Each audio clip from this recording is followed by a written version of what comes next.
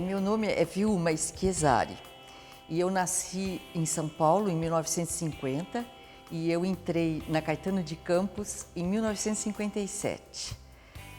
E eu vivia num bairro chamado Vila Pompeia e nós fazíamos o trajeto de ônibus para ir até a escola, meu pai e eu.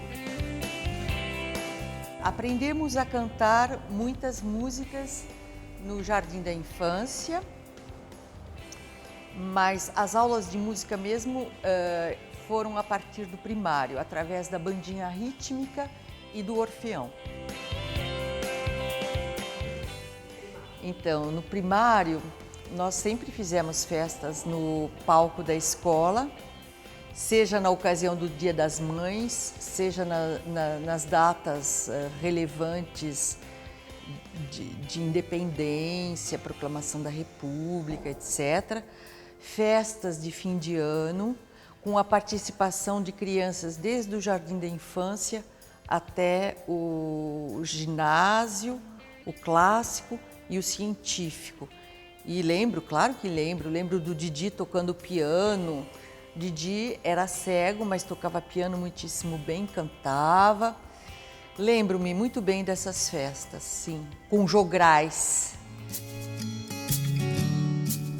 Para se ir à biblioteca, nós tivemos um contato com a Dona Irene, e a Dona Irene foi à nossa classe dizer que a gente ia pela primeira vez até a biblioteca e que nós devíamos estar todos em silêncio, não tocar em nada, porque iríamos passar por um museu e nesta sala onde eu estou tem as peças que se encontravam na antessala da biblioteca, que era um museu etnológico com dois enormes cocares, dois enormes cascos de tartaruga envernizados, vitrinas com objetos escolares do começo do século e alguns objetos preciosos da cultura indígena.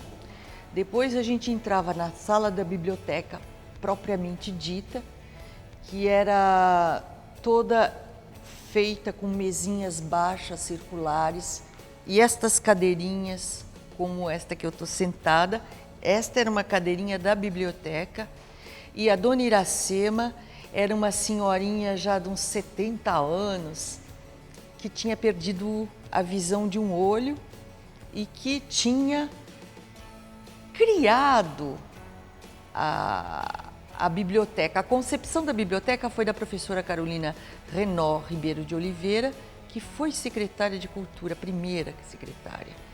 E a materialização da biblioteca ficou ao encargo da Dona Iracema. E as professoras do Jardim da Infância cobriam os textos curtos dos livros infantis que vinham da França ou dos Estados Unidos, punham um esparadrapo em cima dessas linhas e acrescentavam a tradução manuscrita para as crianças poderem aceder a esse material. Isso era a biblioteca. Tinham revistas, revista Tico-Tico, tinha o jornal Nosso Esforço e tínhamos lá também alguns livros infantis e infanto-juvenis, a Enciclopédia do Tesouro da Juventude e etc. A praça era absolutamente frequentável, ela tinha um laguinho, ela tinha patos, codornas, pavões, ela tinha um coreto, ela era toda plantada, ela era toda gramada e os funcionários, sejam públicos, sejam funcionários de empresas privadas, antes do trabalho sentavam-se aos bancos, não tinha nenhum mendigo, era uma maravilha, era uma coisa inusitada. Como eu descia do ônibus que vinha da Turiaçu diante do Cinemetro, diariamente eu passava pela Praça da República e gostava muito de olhar o discóbolo, porque era uma cópia de uma estátua do Miron e o discóbolo estava nu. E eu não sabia como era um corpo masculino nu até meu irmão nascer, né? Então eu estava intrigada com aquele discóbolo. No pátio nós éramos livres, mas era proibido correr, mas a gente corria. Havia uma transgressão. No pátio, na hora da entrada, éramos meninas e meninos. A hora que a Dona Esther badalava o sino, então a gente fazia silêncio, ia para as filas, formava as filas, os professores vinham, pegavam a gente e a gente subia em silêncio. E na classe era silêncio absoluto. Claro, Caminho Suave. Cartilha Caminho Suave. Na época, nós não tivemos muita aula de motricidade para poder começar a aprender a escrever. A motricidade era feita através das lições de caligrafia. Nós tínhamos um caderno retangular de caligrafia, colocava-se uma frase na lousa, um esquema caligráfico, e era por ali que a gente escrevia uma frase e aprendia o movimento da mão. Mas naquela época ninguém dava consideração maior aos canhotos, por exemplo. Então a criança que era canhota era mais ou menos obrigada a trabalhar com a mão direita. E isso foi nosso exercício de motricidade. Aí entrou Caminho Suave, que era uma cartilha que começava com o A da abelha, o B da bacia do bebê, o C do cachorro, o E do elefante. E um dia chegou na guerra. E eu não sei porque o encontro das vogais, né, o E com o G, guerra.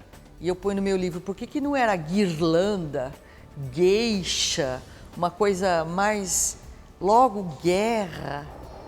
Então, bom, não era assim uma cartilha interessante para as crianças, mas depois nós tivemos um livro de leitura que foi uma maravilha. Infelizmente eu não me lembro o nome dele, que tinha assim lições variadas sobre outros países, porque os livros eram tradução de livros estrangeiros, fábulas de La Fontaine, passadas para o português, etc. Fez diferença. Apesar de eu ter feito o cursinho, eu poderia ter entrado nas melhores escolas, como a maior parte das pessoas que entraram na Poli, no ITA, na FEI, entraram sem cursinho. Na medicina, o científico não era brincadeira. Crianças, jovens que entraram sem cursinho direto da Caetano de Campos.